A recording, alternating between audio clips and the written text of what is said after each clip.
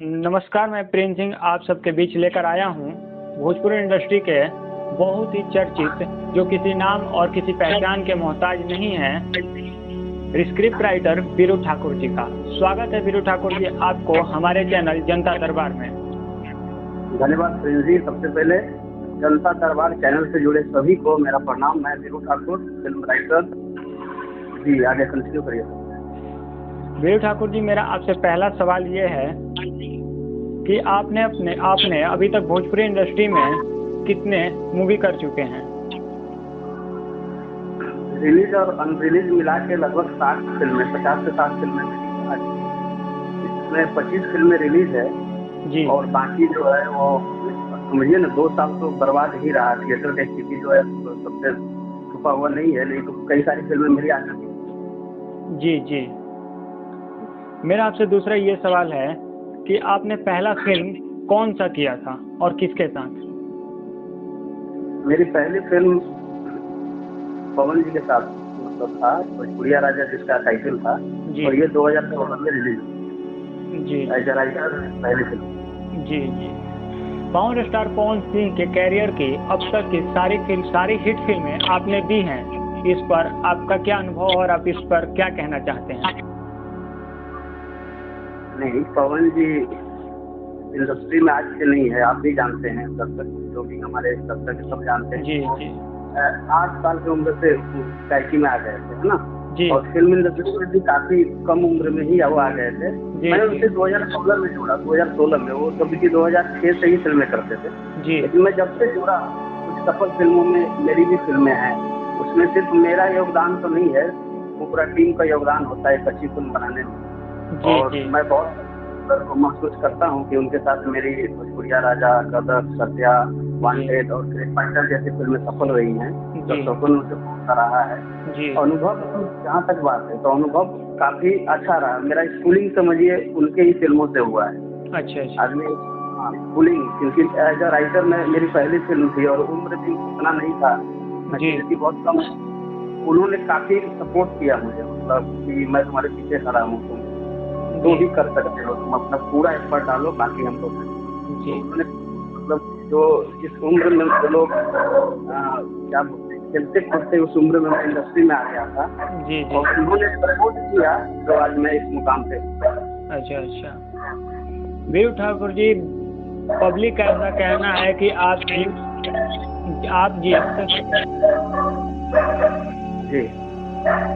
जिस फिल्म में अपना कलम चला देते हैं वो फिल्म हिट हो जाती है। जी, इस पर आप क्या कहना चाहते हैं? ऐसा नहीं है, देखिए मेहनत सबको करना चाहिए।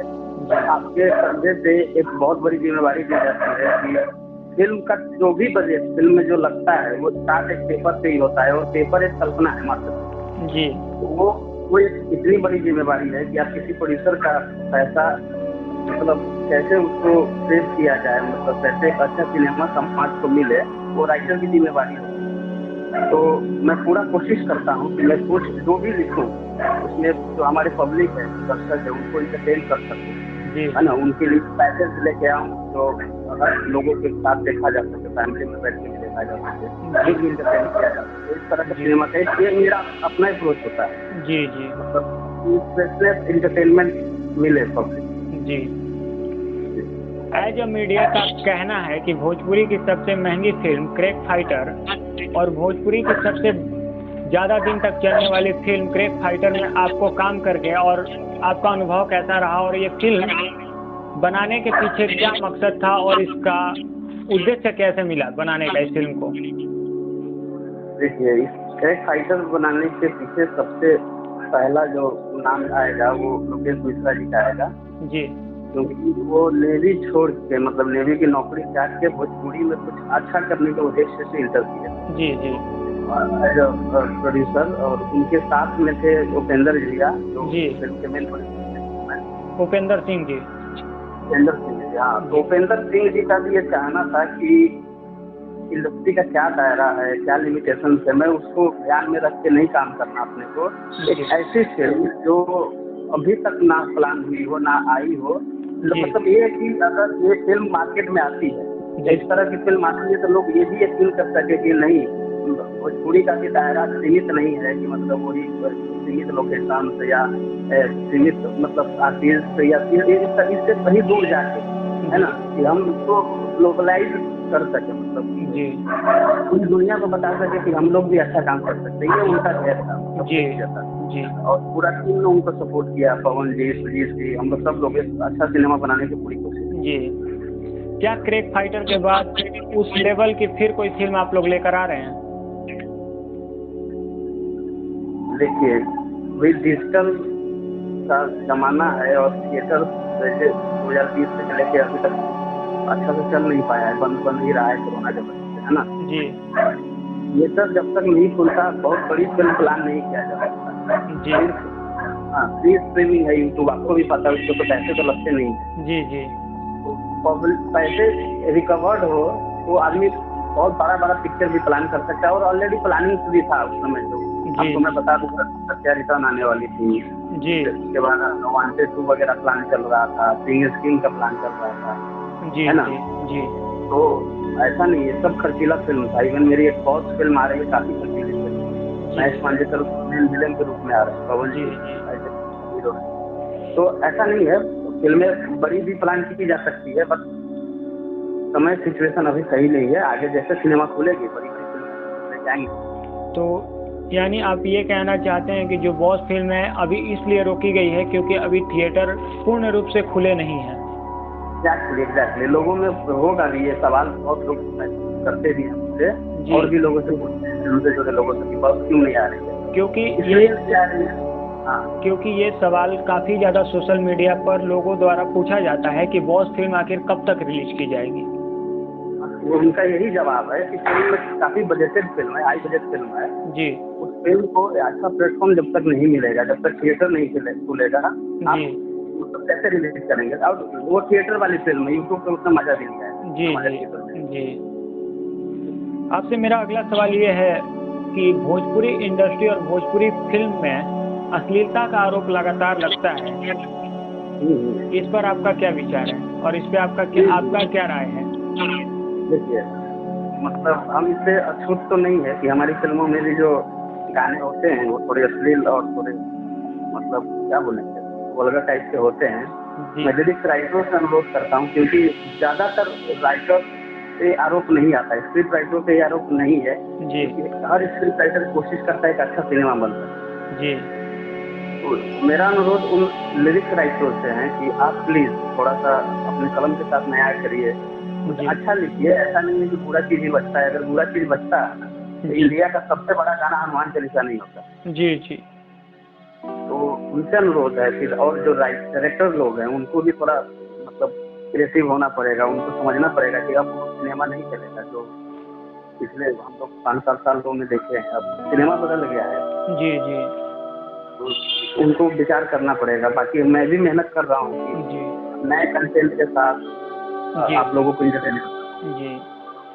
वीरू ठाकुर जी, आपसे मेरा अगला सवाल ये है कि सोशल मीडिया पर कुछ फुटेज वायरल हुई है आपकी खेसारी लाल यादव और सुजीत कुमार सिंह की कोई फिल्म को लेकर। फुटेज नहीं है, ठीक है, जो मैं ही इंस्टाग्राम पे आपसे अपलोड किया था जी जी।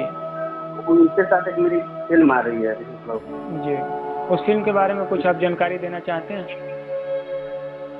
वो फिल्म का नाम वास्तव है जी, वास्तव, और वो श्रेयस फिल्म के बैनर तले बन रही है जी। और एक फिल्म आपको प्रवीण जी बना रहे हैं, उनको लेकर बहुत उनका भी टाइटल लेना मुझे नहीं है जी, टाइटल आ जाएगा। और दिनेश लाल यादव निरहुआ के साथ कोई आपकी आने वाली फिल्म? उनके साथ मेरी 2 फिल्म है, इवन उनका जुलाई में शायद होगा, जुलाई लास्ट है जी। उनके प्रोड्यूसर है लोकेश जी, फिल्म का टाइटल है राजा डोली लेके आए जी जी। ये जुलाई में है, और उसके बाद आने वाले टाइम में एक फिल्म उनके साथ और लॉन्च करने का टाइटल होगा हीरो से हीरो। अच्छा अच्छा। और लोकेश मिश्रा जी के साथ आपका रिलेशन कैसा और उनका बिहेवियर कैसा? अब पहले ही बताया कि वो एकदम निष्ठावान और काफी काइंड हार्टेड है, मतलब दिले रास्ते है, फिल्म बनाने आए और अच्छी फिल्म बनाने आए भोजपुरी इंडस्ट्री में जी। उन्होंने क्रेक फाइटर बनाई है और नेक्स्ट वेंचर दिनेश लाल यादव के साथ राजा डोली लेके आ जा। जी तो आप लोगों से है फिल्म को काफ़ी स्प्रेड करिए सोशल मीडिया पे। जी जब भी आएगी मैं आपको यकीन दिलाता हूँ काफ़ी इंटरटेनिंग और पूरी फैमिली पैकेज। जी। आपका फेवरेट डायरेक्टर कौन है भोजपुरी इंडस्ट्री में? सवाल किस करते हैं क्या? आप एज ए नाम लेकर नहीं, अगर आपके नज़र में है जो सबसे अच्छा काम करते हैं। नहीं, मैं सुधीर जी के साथ आपको भी पता है 15 फिल्म लगभग जी जी जी उनके साथ मेरा एक बॉन्डिंग बहुत अच्छा बॉन्डिंग है। घर का रिलेशन है, समझिए मैं डायरेक्टर समझता ही नहीं है, बड़े भैया के जैसे समझता हूँ, गार्जियन समझता हूँ, उनके साथ काम करने में मजा आता है। जी जी और इस सतीश जी के साथ मेरी आने वाली फिल्म है, तो सतीश जी नाम तो मोहताज नहीं, आप लोग भी जानते हैं। जी जी हिंदुस्तानी जैसी फिल्म किया, जी। उनके साथ भी मेरी फिल्म आ रही है। और भी कुशल निर्देशक है, उनके साथ आ रही है, ब्रह्मास्त्र जी के साथ मेरी फिल्म आ रही जी है। आपसे आपसे मेरा आखिरी सवाल ये रहेगा कि पावर स्टार पवन सिंह जी के साथ आप कब आने वाले हैं? देखिए, जब कोई डायरेक्टर चाहेंगे जी तो जरूर हम लोग काम करेंगे। बहुत आपको पता ही है कि मेरी आने वाली फिल्म है उनके साथ। जी उसके बाद जो भी फिल्म मतलब जो प्लान की जाए, तो जी फिल्म की अभी प्लानिंग चल रही है जी जी ना। मीटिंग भी करना है, वो अभी जस्ट है, थोड़ा सा सॉन्ग वगैरह प्लान कर रहे हैं। जी। इसको भोजपुरी लेकर भोजपुरी इंडस्ट्री को आप किस नज़रिए से देखते हैं और आप इसमें क्या बदलाव देखना चाहते हैं आने वाले समय में? देखिए, आप हो या हम हो, कोई भी अगर फिल्म इंडस्ट्री में आता है ना, जी तो बहुत मतलब अंदर बहुत सारी इच्छा, बहुत सारा सपना सब लेके आता है, उनको क्या आता है, जी है ना। उनको नाम करना होता है, उनको अपना काम दिखाना होता है समाज के लिए, देश के लिए, घर के लिए, सब कुल मिला के वो इंडस्ट्री में सिर्फ पैसे कमाने नहीं आता जी है ना। उनके अंदर जो कलाकारी होता है उसको बाहर निकालने आता है। जी अभी का जो माहौल है ये कलाकारी तो नहीं, समझ रहे हैं, जी ये टोटल मतलब सेम नेम सेम और पैसे के ऊपर खेल रहा है। मतलब आप इससे आप भी वाकिफ हैं और जी। हमारा जो ऑडियंस है वो भी वाकिफ है क्या चल रहा है भोजपुरी में। यानी आप सीधे शब्दों में ये कहना चाहते हैं कि आज के डेट में भोजपुरी इंडस्ट्री में पैसों का रेस चल रहा है। नाम नेम सेम कि मैं कैसे, मेरा नाम कैसे हो जाएगा, मैं यानी कैसे बड़ा हो जाऊंगा। लोग एक दूसरे को ये कहना चाहते हैं कि मैं इनसे आगे जाना चाहता हूँ। हाँ, तो वो काम से आप आगे आइए ना। इस तरह की जो जो कंट्रोवर्सी और इस तरह की जो वाद विवाद और तुच्छापन जो चल रहा है, मतलब जो वल्गैरिटी और जी ये सब अच्छा नहीं लगता। जी किसको अच्छा लगेगा आप ही बताइए ना। जी जी जी तो हम आगे यही चाहेंगे ना कि एक अच्छा फिल्म भोजपुरी में सब लोग अच्छे काम करें, है ना, काम जी से अपनी पहचान बनाए और फिर जाके क्या होगा, एक अच्छा माहौल बनेगा, लोग इससे जुड़ना पसंद करेंगे। जी बाहर के लोग जुड़ना पसंद करेंगे, चाहे तमिल तेलुगु के लोग हो या जी हिंदी इंडस्ट्री के लोग, वो भी भोजपुरी में आना चाहेंगे। वैसा माहौल तो बनाइए। जी जी। तो आपका बहुत बहुत धन्यवाद वीरू ठाकुर जी, आपने इतना कीमती समय हमको दिया और हमारे चैनल को दिया। थैंक यू तो प्रिंस जी, और थैंक यू जनता दरबार के सारे ऑडियंस को। आप जनता दरबार चैनल से जुड़िए, ढेर से ढेर लोग सब्सक्राइब करिए, अपना प्यार बताइए। बहुत बहुत धन्यवाद वीरू ठाकुर जी, और फिर आपसे मुलाकात करते हैं। Thank you sir. Thank you.